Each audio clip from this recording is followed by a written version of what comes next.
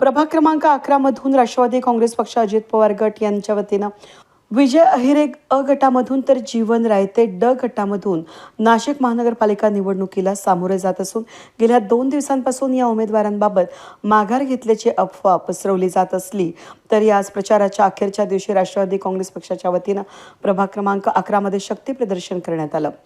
गेल्या 20 वर्षांपासून तळागाळातील काम करत असताना पक्ष सातपूर परिसरात वाढवला असून आणि निवडणुकीच्या तोंडावर शिवसेनेकडून उमेदवारी मागे घेतल्याचा अपप्रचार केला जात असल्यानं उमेदवार जीवन रायते हे भावनिक होत नागरिक आमच्या पाठीशी उभे असल्याचं राष्ट्रवादी काँग्रेसचे अधिकृत उमेदवार विजय अहिरे आणि जीवन रायते यांनी सांगितलं।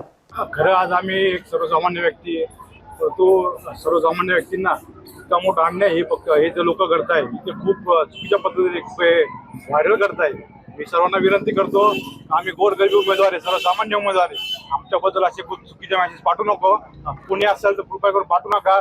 मी गेल्या 15 ते 20 वर्षापासून या ठिकाणी पक्षाचा झेंडा धरल्यापासून आजपर्यंत खूप कष्टाने काम केलेलं आहे। मी सर्वांना विनंती करतो, कृपया आपण असे चुकीचे मेसेज देऊ नका माझ्याबद्दल।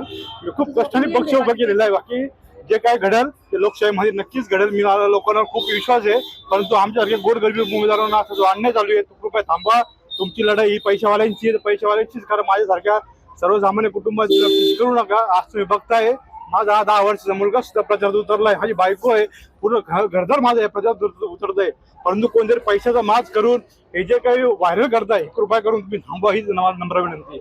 भावनिक झाल्या तुम्ही। आज तुमच्यासाठी प्रचंड मोठ्या प्रमाणात जनसमुदाय या ठिकाणी तुम्हाला पाठिंबा देण्यासाठी रस्त्यावर उतरलेला आहे, काय सांगणार तुम्ही? आज खऱ्या अर्थाने जी लोकशाहीमध्ये जी निवडणूक असते लोकशाही पद्धतीने निवडणूक लढली पाहिजे, ही आम्ही लोकशाही पद्धतीने निवडतोय।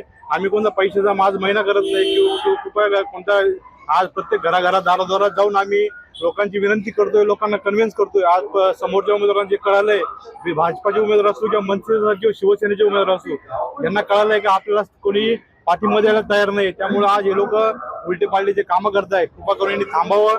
आज जनतेचा प्रतिसाद नक्कीच आम्हाला आहे, आम्ही कुठली माघार घेतलेली नाहीये। आमची नक्कीच माझा अनुक्रमणिका 3 आहे, निशाणी घड्याळ आहे, यांचा अनुक्रमणिका आहे, यांची निशाणी घड्याळ आहे। आम्ही कुठलीही प्रकारची माघार घेतलेली नाही। सर्व जनतेला नम्रतेची विनंती आहे, 15 तारखेला आपण आपलं मत हे सर्वसामान्य गोरगरीब कुटुंबातील एका व्यक्तीला देऊन नक्कीच परिवर्तन या 11 मध्ये घडेल याची मी आशा व्यक्त करतो। विजय भाऊ, जसं जीवन भाऊंनी भावनिक झाले, आता ते तुम्ही पण मनसे हा पक्ष गेल्या अनेक वर्षांपासून 20-25 वर्षापासून घरोघरी पोहोचवला, तुमचं पण ऐन निवडणुकीच्या तोंडावरती तिकीट कापण्यात आलेलं आहे, तुम्ही राष्ट्रवादी काँग्रेसमध्ये प्रवेश घेत तुम्हाला तिकीट दिले पक्षाने, काय सांगणार, कशा पद्धतीचं राजकारण चालू आहे? तुम्हाला आता मी काय सांगावं, म्हणजे जनता सुद्धा बघत आहे की इतक्या चुकीच्या पद्धतीने राजकारण करणं हे यांना शोभत नाहीये।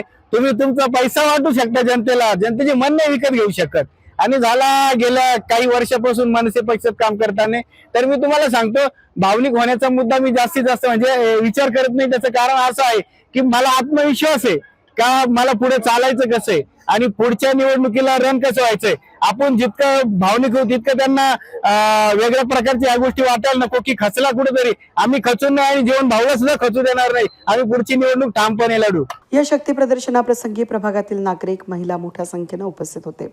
वेद न्यूज साठी प्रतिनिधी कमलाकर तिवडे, प्रभाग क्रमांक 11।